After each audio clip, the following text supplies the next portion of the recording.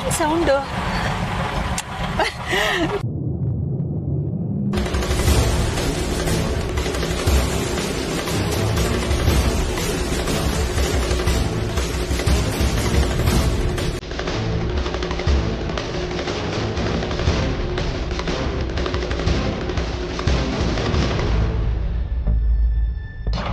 ಏನಿದು ಹೊಗೆ?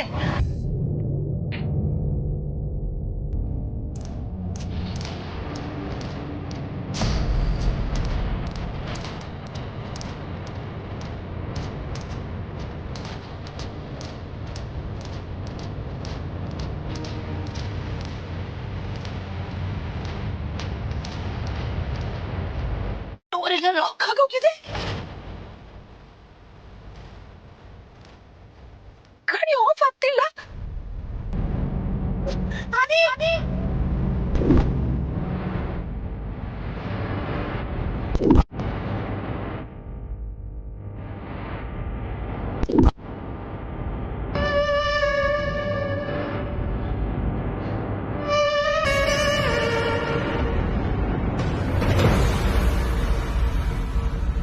ಅಪ್ಪ, ಅಮ್ಮ ಎಲ್ಲೂ ಕಾಣಿಸ್ತಾ ಇಲ್ಲ.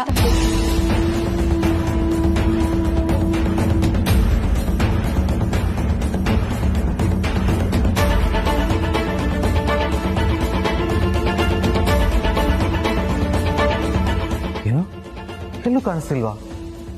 ಮತ್ತೆಲ್ಲಿ ಹೋಗಿದ್ದಾಳೆ? ಫೋನ್ ಕೂಡ ರೂಮಲ್ಲೇ ಇತ್ತಲ್ಲ. ಡ್ಯಾಡ್, ನನ್ಗನ್ಸುತ್ತೆ ಬೆಳಗ್ಗೆಯಿಂದ ಮಾಮ್ ಗಿಫ್ಟ್ ಕೊಡಕ್ಕೆ ನೀವು ಸತಾಯಿಸಿದ್ರಲ್ಲ, ಅದಕ್ಕೆ ಮಾಮ್ ಈಗ ನಿಮಗೆ ಸರ್ಪ್ರೈಸ್ ಕೊಡಕ್ಕೆ ಈ ತರ ಸತಾಯಿಸ್ತಾ ಇದ್ದಾರೆ ಅಂತ. ಇರ್ಬೇಕು ಭಾವ. ನೋನು, ಅವ್ಳು ಯಾವತ್ತೂ ಈ ರೀತಿ ಮಾಡಲ್ಲ. ಮನೆಯಲ್ಲಿ ಯಾರಾದ್ರೂ ಒಂದು ಕ್ಷಣ ಕಾಣಿಸ್ಲಿಲ್ಲ ಅಂದ್ರೆ ಒದ್ದಾಡ್ಬಿಡ್ತಾಳೆ. ಅಂಥದ್ರಲ್ಲಿ ನಮ್ಮನ್ನ ಈ ರೀತಿ ಕಾಡಿಸ್ತಾಳ? ನೋವೇ. ಅಪ್ಪ ಹೇಳ್ತಾರದು ಕರೆಕ್ಟ್. ಅಮ್ಮ ಆ ರೀತಿ ಹುಡುಗಾಟ ಎಲ್ಲ ಆಡಲ್ಲ. ಹಾಗಾದ್ರೆ ಮಾಮ್ ಎಲ್ಲಿಗೆ ಹೋಗಿರ್ಬೋದು?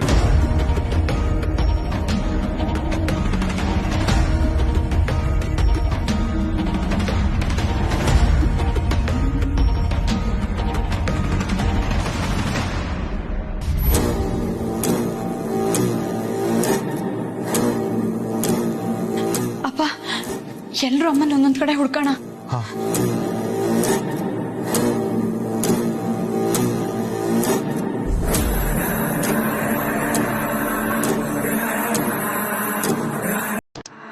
ಅಕ್ಕ ಎಲ್ಲಿ ಹೋದ್ರು?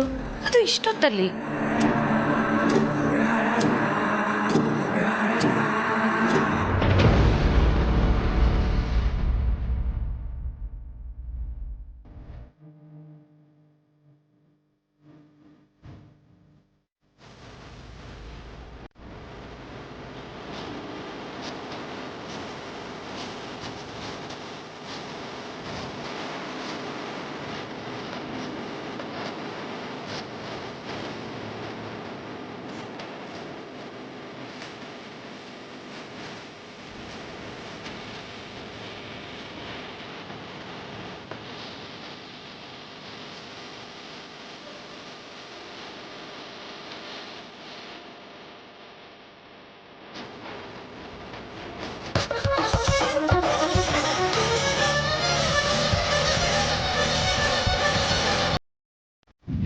ಇಫ್ ಯು ಡೋಂಟ್ ಮೈಂಡ್, ನೀವ್ ಅತ್ತೆಗೆ ಅಂತ ತಂದಿರೋ ಆ ಸ್ಪೆಷಲ್ ಗಿಫ್ಟ್ ನ ಮೊದ್ಲು ಅತ್ತೆನೇ ನೋಡ್ಲಿ. ಅದಕ್ಕೆ ನೀವ್ ರೂಮ್ ಹತ್ರ ಹೋಗಿ ಅತ್ತೆ ಒಬ್ರನ್ನೇ ಕಾರ್ ಹತ್ರ ಕಳ್ಸಿ. ಆಮೇಲೆ ನಾವ್ ಹಿಂದೆನೆ ಹೋಗೋಣ. ಅತ್ತೆಗಾಗೋ ಖುಷಿನ ನಾವೆಲ್ಲರೂ ಮರೇಲಿ ನಿಂತ್ ನೋಡೋ ಮಜಾನೇ ಬೇರೆ.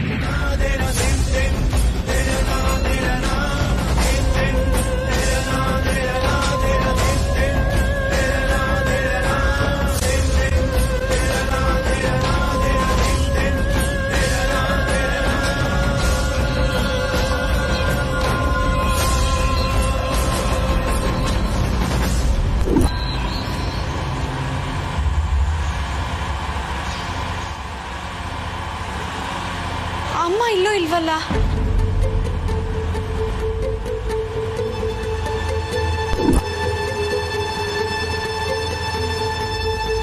Car on ಆಗಿದ್ಯಲ್ಲ?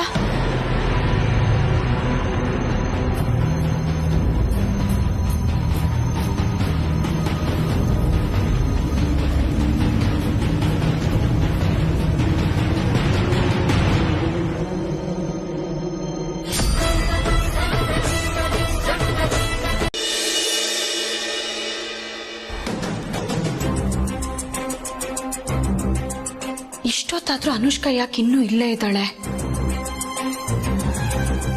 ಬೇರೆ ಏನಾದ್ರೂ ಉಪಾಯ ಮಾಡ್ತಿರ್ಬೋದಾ? ಪಾರ್ವತಿ, ಥ್ಯಾಂಕ್ಸ್. ಯಾಕೆ ಯಜಮಾನ್ರೆ? ಅಮ್ಮನ್ನ ಕಾಪಾಡಿದ್ದಕ್ಕೆ. ಅದು ನನ್ನ ಕರ್ತವ್ಯ ಯಜಮಾನ್ರೆ. ಧನ್ಯವಾದ ಹೇಳಿ ನನ್ನ ದೂರ ಮಾಡಬೇಡಿ.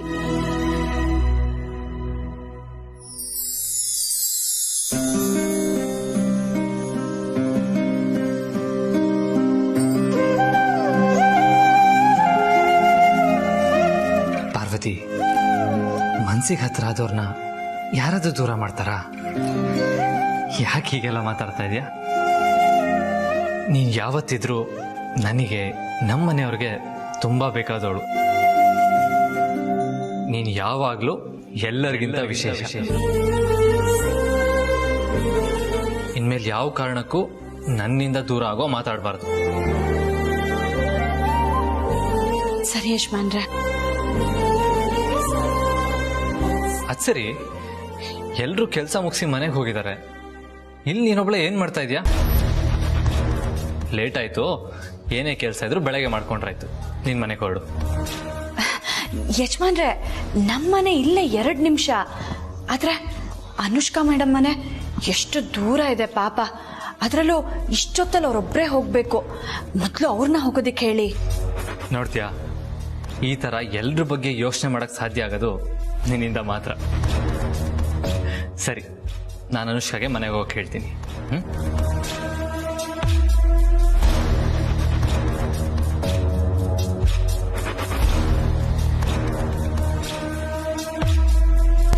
ಅನುಷ್ಕಾ, ನಿಂಗೆ ಲೇಟ್ ಆಗ್ಲಿಲ್ವಾ? ಏನಕ್ಕೆ? ಮನೆಗೆ ಹೋಗೋದಕ್ಕೆ. ಮನೆಗೆ ಹೋಗು ಅಂತ ಫೋರ್ಸ್ ಮಾಡ್ತಾ ಇಲ್ಲ. ಇವಾಗ ಟ್ರಾಫಿಕ್ ಇರುತ್ತಲ್ಲ, ನೀನು ಈಗ ಹೊರಟರು ರೀಚ್ ಆಗೋದು ಲೇಟ್ ಆಗುತ್ತೆ. ಅದಕ್ಕೆ ಬೇಗ ಹೊರಡು ಅಂತ ಹೇಳಿದೆ. ಇನ್ ಕೇಸ್ ಇವತ್ತು ನೀನು ಇಲ್ಲೇ ಸ್ಟೇ ಮಾಡಬೇಕು ಅಂದ್ರೂ okay, no problem, it's your choice. ಅಯ್ಯೋ ಬೇಡ ಯಜಮಾನ್ರೆ, ಅವ್ರ ಮನೆಗೆ ಹೋಗ್ಲಿ.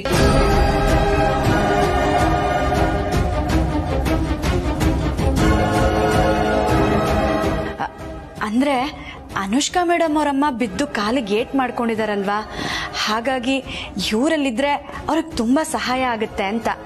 ಇಲ್ಲಿ ಅಖಿಲಮ್ಮನ್ ನೋಡ್ಕೊಳ್ಳೋದಕ್ಕೆ ನಾವೆಲ್ಲರೂ ಇದೀವಲ್ವಾ. ಇವ್ರ ಅಪ್ಪಂಗೊಬ್ರಿಗೆ ಕಷ್ಟ ಆಗುತ್ತಲ್ವಾ. I think it's a valid point Anushka. ನೀನ್ ಮನೆಗೆ ಹೋಗೋದೇ ಬೆಟರ್ ಅನ್ಸುತ್ತೆ.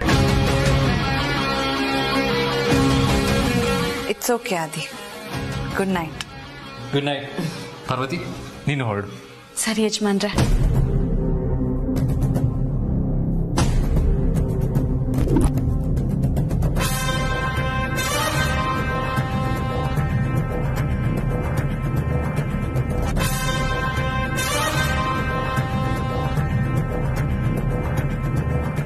ನೀನಿಷ್ಟು ಕೆಟ್ಟೋಳು ಅಂತ ನಾನು ಅನ್ಕೊಂಡಿರ್ಲಿಲ್ಲ ಕಣೆ.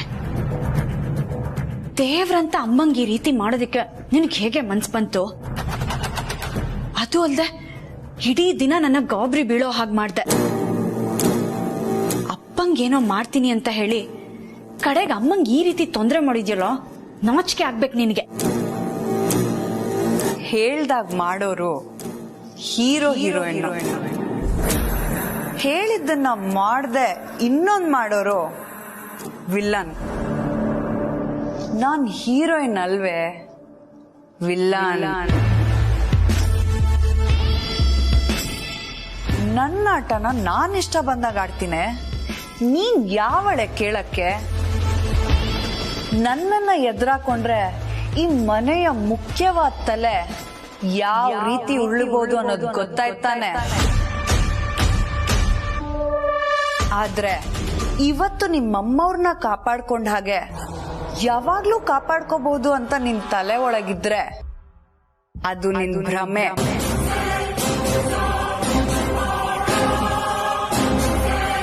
ನೀನ್ ನನ್ ವಿರುದ್ಧ ಗೆಲ್ಲೋದ್ ಮುಖ್ಯನೋ ಅಥವಾ ಈ ಮನೆಯವ್ರ ಪ್ರಾಣ ಉಳಿಸ್ಕೊಳ್ಳೋದ್ ಮುಖ್ಯನೋ ನೀನೇ ಯೋಚನೆ ಮಾಡು.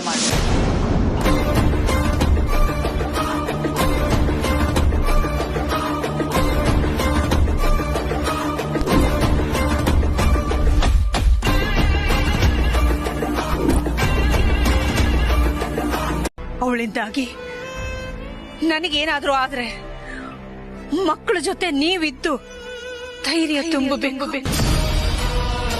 ಅಖಿಲ, ಎಂಥ ಮಾತು ಅಂತ ಆಡ್ತೀಯ? ನೀನಿಲ್ದೆ ನಾನು ಬದುಕಿರೋಕ್ ಸಾಧ್ಯನಾ? ನಿನ್ ಕೈ ಮುಗಿದು ಕೇಳ್ಕೊತೀನಿ, ಯಾವತ್ತೂ ಇಂಥ ಮಾತಾಡ್ಬೇಡ. ನಾನಿರೋವರೆಗೂ ನಿನ್ ಖಂಡಿತ ಏನೂ ಆಗಲ್ಲ.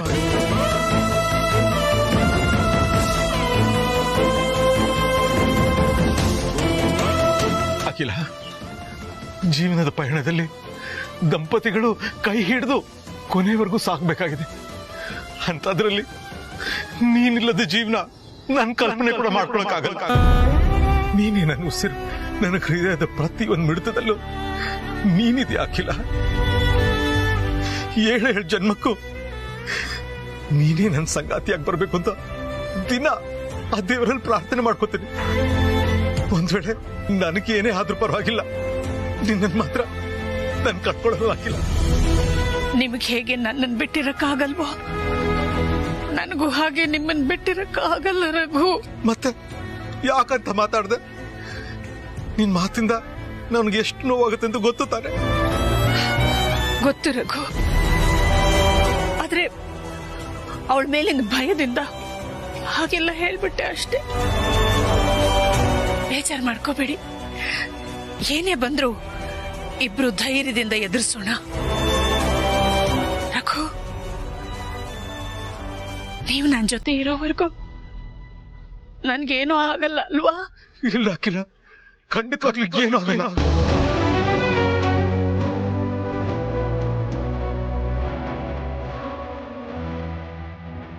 ಖಂಡಿತ ಏನೂ ಆಗಲ್ಲ.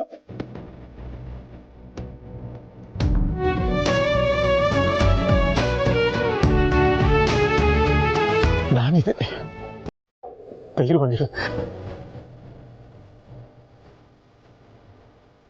ಖಂಡಿತ ಏನೂ ಆಗಲ್ಲ ಅಖಿಲ, ಏನೂ ಆಗಲ್ಲ.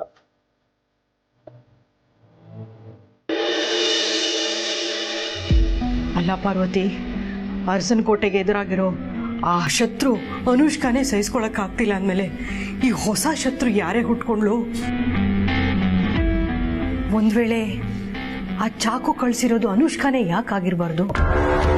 ಇಲ್ಲ ಸಾವಿತ್ರಕ್ಕ, ಅದು ಅನುಷ್ಕಾ ಅಲ್ಲ. ಹೇಗೆ ಹೇಳ್ತೀಯಾ? ಚಾಕು ಕಳ್ಸಿರೋರು ತಮಗ್ ಗೊತ್ತು ಅನ್ನೋ ತರ ಅಖಿಲಮ್ಮ ಮಾತಾಡ್ತಿದ್ರು. ಒಂದ್ ವೇಳೆ ಅದು ಅನುಷ್ಕಾನೇ ಆಗಿದ್ರೆ ಅವ್ರು ಯಾಕೆ ಅವ್ರನ್ನ ಈ ಮನೆ ಸೊಸೆ ಮಾಡ್ಕೊಳ್ಳೋದಕ್ಕೆ ಮುಂದಾಗ್ತಾ ಇದ್ರು? ಹೌದು, ನೀನ್ ಹೇಳೋದು ಸರಿನೇ. ಅವಳು ಬೇರೆನೆ ಬಿಡು. ಆದ್ರೆ ಅವಳು ಯಾರು ಅನ್ನೋದೇ ಈಗ ನನ್ನ ತಲೆಯಲ್ಲಿ ಕೊರಿತಿರೋದು ಸಾವಿತ್ರಕ್ಕ. ಇಲ್ಲಿ ಅಖಿಲಮ್ಮಂಗ್ ಅಪಾಯ ಮಾಡಿದ್ದು ಅನುಷ್ಕಾ, ಆ ಸ್ಪಷ್ಟತೆ ನನಗಿದೆ.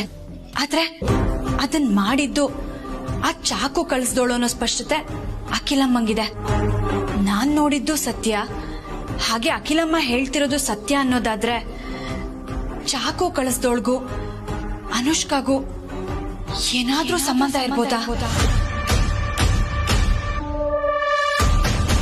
ಡೋಂಟ್ ವರಿ ಮಾಮ್, ನಾನೇ ನೀನ್ ನನ್ ತಾಯಿ ಅಂತ ರಿವೀಲ್ ಮಾಡೋವರೆಗೂ ಆ ಅರ್ಸನ್ ಕೋಟೆಯ ಒಂದ್ ಹುಲ್ಕಟ್ಟಿಗೂ ನಮ್ ಬಗ್ಗೆ ಏನೂ ಗೊತ್ತಾಗಲ್ಲ. ಆ ತರ ಸೀಕ್ರೆಟ್ ಮೇಂಟೈನ್ ಮಾಡಿದೀನಿ. ಹಾ ಮಾಮ್, ಇವತ್ ನೀವು ಆ ಕೆಲ್ಸದೊಳ್ ಚಡ್ಪಡಿಕೆನ ನೋಡ್ಬೇಕಿತ್ತು. ಹೇಗ್ ವಿಲ ಅಂತ ಒದ್ದಾಡ್ತಿದ್ಲು ಗೊತ್ತಾ? Baby B cool. ನಿನ್ ಫೀಲಿಂಗ್ಸ್ ನ ಕೋಪನ ಕಂಟ್ರೋಲ್ ನಲ್ಲಿ ಇಟ್ಕೋ. ನೀನ್ ಆ ಕೆಲಸದೊಳ್ ಸರಿಸಮಕ್ಕಿಳಿದು ಅವಳಿಗೆ ಚಾಲೆಂಜ್ ಹಾಕಿ ಈ ತರ ಎಲ್ಲ ಹುಚ್ಚಾಟಗಳನ್ನ ಆಡ್ಬೇಡ. ನಮ್ಮ ಗುರಿ ಅವಳಲ್ಲ, ಗೊತ್ತು ತಾನೆ? ಹಾಗಂತ ಅಖಿಲಾಂಡೇಶ್ವರಿನ ಅಷ್ಟು ಸುಲಭವಾಗಿ ಸಾಯೋದಕ್ಕೆ ಬಿಡಬಾರ್ದು. ಅವಳನ್ನ ಹೇಗೆ, ಎಲ್ಲಿ, ಯಾವಾಗ ಹೊಡಿಬೇಕು ಅಂತ ನಾನ್ ಡಿಸೈಡ್ ಮಾಡ್ತೀನಿ. ಅಲ್ಲಿವರೆಗೂ ತಾಳ್ಮೆಯಿಂದ ಇರೋ. ಡೋಂಟ್ ವರಿ ಮಾಮ್, ನಿಮ್ಮ ಆಶೀರ್ವಾದ ನನ್ನ ಮೇಲಿರೋವರೆಗೂ ನನ್ನನ್ನ ಯಾರು ಏನು ಮಾಡಕ್ಕಾಗಲ್ಲ. ನೀವು ನಿಶ್ಚಿಂತೆಯಿಂದಿರಿ. ಎನಿವೇಸ್, ನಾನು ಅರ್ಸನ್ ಕೋಟೆಗೆ ಹೋಗಿ ಅಖಿಲಾಂಡೇಶ್ವರಿ ಯೋಗಕ್ಷೇಮ ವಿಚಾರಿಸ್ಕೊಂಡು ಬರ್ತೀನಿ. ಓಕೆ ಬೇಬಿ, ಬಾಯ್, ಟೇಕ್ ಕೇರ್. ಬಾಯ್ ಮಾಮ್.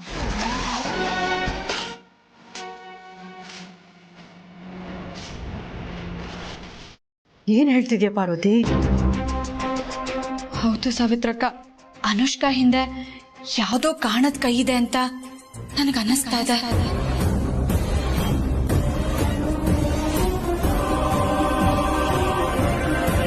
ನೀನ್ ನನ್ನ ವಿರುದ್ಧ ಗೆಲ್ಲೋದ್ ಮುಖ್ಯನೋ ಅಥವಾ ಈ ಮನೆಯವ್ರ ಪ್ರಾಣ ಉಳಿಸ್ಕೊಳ್ಳೋದ್ ಮುಖ್ಯನೋ ನೀನೇ ಯೋಚನೆ ಮಾಡು.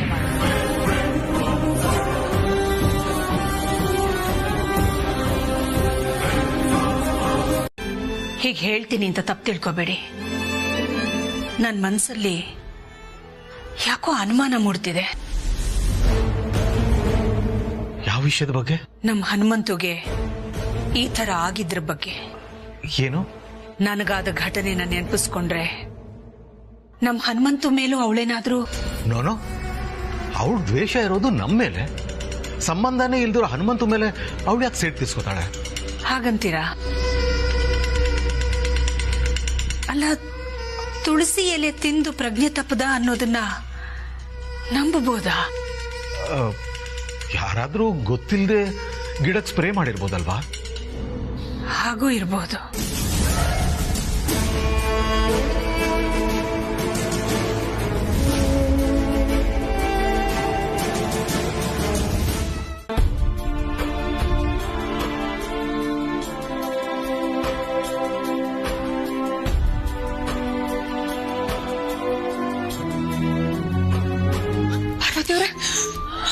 ಜನನಿಯವ್ರೆ,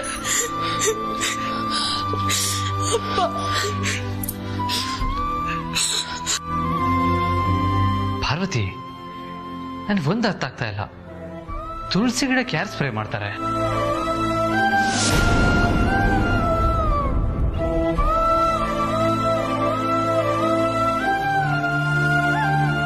ಹೌದು ಯಜಮಾನ್ರೆ, ನಮ್ಮ ಮನೇಲಿ ಯಾರು ಯಾವತ್ತೂ ತುಳಸಿ ಗಿಡಕ್ಕೆ ಕೀಟನಾಶಕ ಹಾಕಿಲ್ಲ. ಹಾಗಾದ್ರೆ ಅನುಷ್ಕಾ ತಂದ್ಕೊಟ್ಟ ಆ ಕೆಮಿಕಲ್ ಡಬ್ಬ ತುಳಸಿ ಗಿಡದ ಹತ್ರ ಹೇಗೆ ಬಂತು?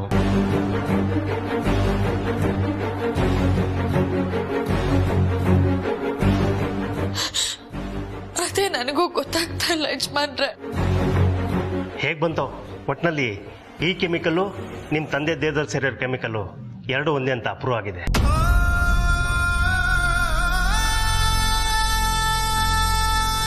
ಹನುಮಂತು ದೇಹದಲ್ಲಿ ಕೆಮಿಕಲ್ ಕಂಟೆಂಟೇ ಇರೋದು ಅಂತ ಕನ್ಫರ್ಮ್ ಮಾಡಿದ್ದಕ್ಕೆ thank you so much doctor. ನಾನು ಹನುಮಂತು ಉಳಿಯೋದೇ ಇಲ್ವೇನೋ ಅನ್ಕೊಂಡ್ಬಿಟ್ಟಿದ್ದೆ.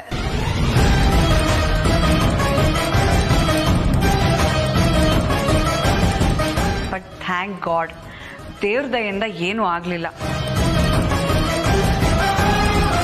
ಏನು ಆಗೋದು ಇಲ್ಲ ನೋಡಮ್ಮ. ಈ ಮೆಡಿಸಿನ್ಸ್ ಎಲ್ಲ ಟೈಮ್ ಟು ಟೈಮ್ ಸರಿಯಾಗಿ ಕೊಡಿ. ಊಟ ತಿಂಡಿ ಟೈಮಿಗೆ ಸರಿಯಾಗಿ ಕೊಡಿ. ಆಮೇಲೆ ಕುದಿಸಿ ಆರಿಸಿರೋ ನೀರನ್ನೇ ಕುಡಿಸ್ಬೇಕು. ಸರಿ ಡಾಕ್ಟ್ರೆ. ಒಂದು ದಿನ ರೆಸ್ಟ್ ಮಾಡಿದ್ರೆ ಸರಿಯಾಗಿ ಹೋಗ್ತಾರೆ. ಹೇಳಿ ಸಾವಿತ್ರಮ್ಮ, ಏನ್ ಎಲ್ರೂ ಒಟ್ಟಿಗೆ ಬಂದಿದ್ದೀರಾ?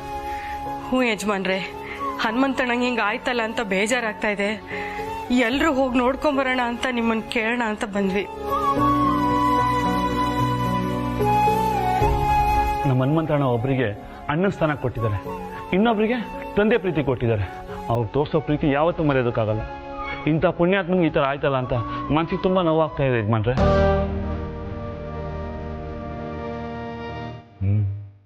ನಿಮ್ ನೋವು ಏನು ಅಂತ ನಮಗೂ ಅರ್ಥ ಆಗುತ್ತೆ. ಆದರೆ ಎಲ್ಲರೂ ಒಟ್ಟಿಗೆ ಹೋದ್ರೆ ಅವ್ರಿಗೆ ತೊಂದರೆ ಆಗ್ಬೋದು. ಸ್ವಲ್ಪ ಜನ ಹೋಗಿ ಅವ್ರೆಲ್ಲ ವಾಪಸ್ ಬಂದ್ಮೇಲೆ ಮಿಕ್ದವ್ರು ಹೋಗಿ. ಆಯ್ತು ಯಜಮಾನ್ರೆ, ಹಾಗೆ ಮಾಡ್ತೀವಿ.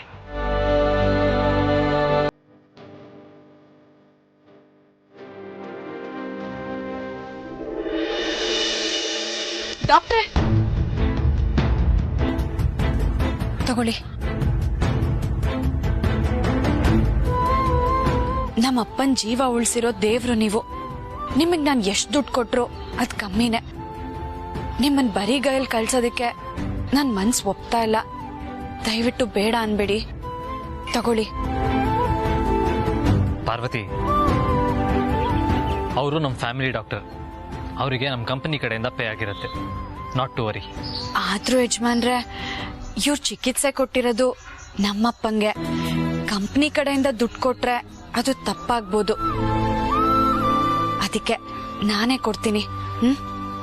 ತಗೊಳ್ಳಿ ಡಾಕ್ಟ್ರೆ. ನಿನ್ನ ಒಳ್ಳೆ ಗುಣಕ್ಕೆ ಥ್ಯಾಂಕ್ಸ್. ನನಗೆ ಬರಬೇಕಾಗಿರೋ ಫೀಸು ನನ್ನ ಅಕೌಂಟಿಗೆ ಬಂದಿರುತ್ತಮ್ಮ. Thank you. ಬರ್ತೀನಿ ಆದಿತ್ಯ ಅವರೇ, ಒಳ್ಳೇದಾಗ್ಲಮ್ಮ.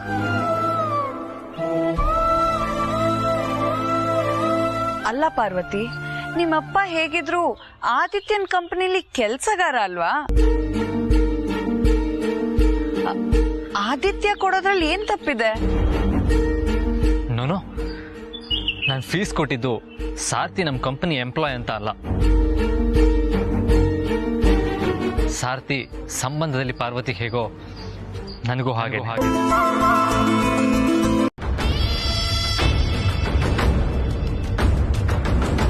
ನಂಗ್ ಗೊತ್ತು ಕಣೆ, ನೀನ್ ಬಂದೇ ಬರ್ತೀಯ, ನನ್ ಕಾಲ್ ಹಿಡ್ಕೊಂಡ್ ಕ್ಷಮೆ ಕೇಳ್ತೀಯ ಅಂತ.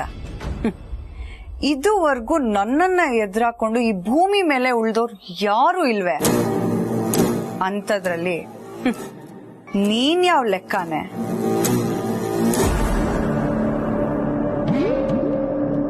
ಗುರುಜಿ, ಯಾರಿಗೋಸ್ಕರ ನಾವು ಕಾಯ್ತಾ ಇರೋ ಹಾಗಿದೆ?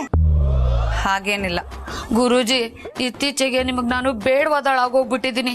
ಮೊದ್ಲಾದ್ರೆ ಅರಸನ್ ಕೋಟೆಗೆ ಬಂದ ತಕ್ಷಣ ನಾನು ನೋಡಕ್ ಬರ್ತಾ ಇದ್ರಿ. ನಾನು ಇಲ್ಲಿ ಪ್ರಾದೇಶಿಕ ಸಮಾಚಾರನೆಲ್ಲ ನಿಮಗ್ ತಲುಪಿಸ್ತಾ ಇದ್ದೆ. ಆಗ ನೀವು ನನ್ನ ಕೈಗೆ ಗರಿಗರಿಯಾದ ನೋಟ್ ಕೊಡ್ತಾ ಇದ್ರಿ. ಆದ್ರೆ ಈಗ ನನ್ನ ಅಕೌಂಟು ಹಸ್ತು ಅದೆಷ್ಟೋ ದಿನಗಳಾಗೋಯ್ತು. ಅದನ್ನಾದ್ರೂ ನೋಡ್ಕೊಳ್ತೀರೇನೋ ಅಂತ ಅನ್ಕೊಂಡೆ. ಅದು ನೋಡೋದಿರ್ಲಿ, ನನ್ನ ಫುಲ್ ನೆಗ್ಲೆಕ್ಟೇ ಮಾಡ್ಬಿಟ್ಟಿದ್ದೀರಾ. ಪಾಪ, ನನ್ನ ದಪ್ಪಗಿರೋ ಹೃದಯಕ್ಕೆ ಅದನ್ನ ಎಷ್ಟು ನೋವಾಗಿರ್ಬೇಡ ಹೇಳಿ. ನೋಡಿ, ನಿಮ್ಮನ್ನ ಇನ್ಫಾರ್ಮರ್ ಅನ್ಕೊಂಡು ನೀವು ಕೊಡೋ ಮೆಸೇಜ್ಗೆ ಬೇಕಾದಷ್ಟು ದುಡ್ಡು ಬಿಸಾಕ್ತಿದ್ದೆ. ಆದ್ರೆ ಇತ್ತೀಚೆಗೆ ನೀವು ತುಂಬಾ ಸೋಂಬೇರಿ ಆಗಿದ್ದೀರಾ. ಈ ಮನೇಲಿ ಏನ್ ನಡೀತಿದೆ ಅಂತ ನಿಮಗ್ ಗೊತ್ತೇ ಇಲ್ಲ ಅಂದ್ರೆ ಯೋಚನೆ ಮಾಡಿ ಎಷ್ಟು ಕೇರ್ಲೆಸ್ ಆಗಿದ್ದೀರಾ ಅಂತ. ಗುರುಜಿ, ನಾನ್ ಕೇರ್ಲೆಸ್ ಆಗಿದ್ದಿದ್ರೆ ಆ ಕಣ್ಣಿನ ಹುಡುಗಿ ಚಿತ್ರ ಬಿಡಿಸೋದಕ್ಕೆ ಪ್ರೀತು ಅದ್ ಯಾವನ್ನೋ ಕರ್ಕೊಂಡ್ ಬಂದಿದ್ನಲ್ಲ, ಅವನ್ ಚಿತ್ರ ಬಿಡಿಸೋದನ್ನ ನಾನ್ ತಡೀತಾ ಇದ್ನ? ಅಕಸ್ಮಾತ್ ಅವನ್ ಪಾರ್ವತಿ ಚಿತ್ರನ ಪೂರ್ತಿಯಾಗಿ ಬಿಡಿಸ್ಬಿಟ್ಟಿದ್ರೆ ಆಗ ನಿಮ್ ಗತಿ ಏನಾಗ್ತಿತ್ತು ಅಂತ ಒಂದ್ಸಲ ಯೋಚನೆ ಮಾಡಿ. ಗುರುಜಿ, ಹಂಗೆಲ್ಲ ಯಾರು ನೆಗ್ಲೆಕ್ಟ್ ಮಾಡಬೇಡಿ. ಯಾರ್ಯಾರ ಕೆಪಾಸಿಟಿ ಏನೇನು ಅಂತ ಯಾರಿಗೂ ಗೊತ್ತಾಗಲ್ಲ.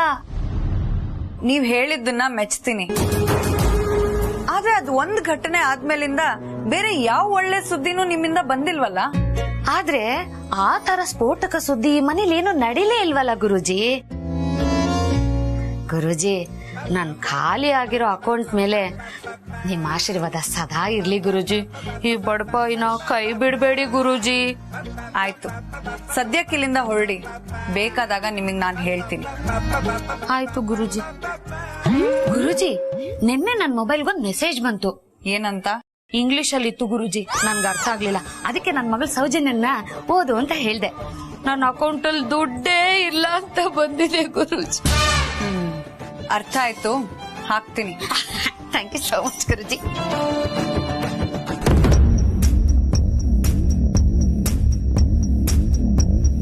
ಬೇಗ ಬಾರೆ ಪಾರ್ವತಿ, ನಿಂಗೋಸ್ಕರ ಕಾಯ್ತಿದ್ದೀನಿ. ಬಂದು ನನ್ ಕಾಲ್ ಹಿಡ್ಕೊಂಡು ಗೊಳೋ ಅಂತ ಕ್ಷಮೆ ಕೇಳು.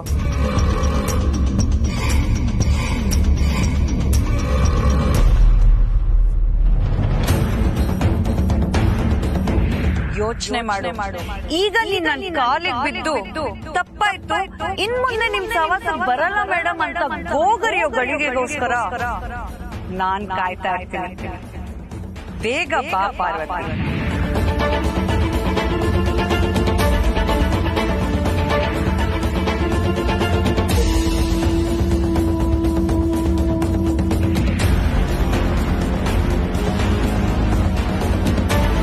ಅಂದ್ರೆ ಇಷ್ಟೆಲ್ಲ ಅನಾಹುತಕ್ಕೆ ಕಾರಣ ದರಿದ್ರದವಳ?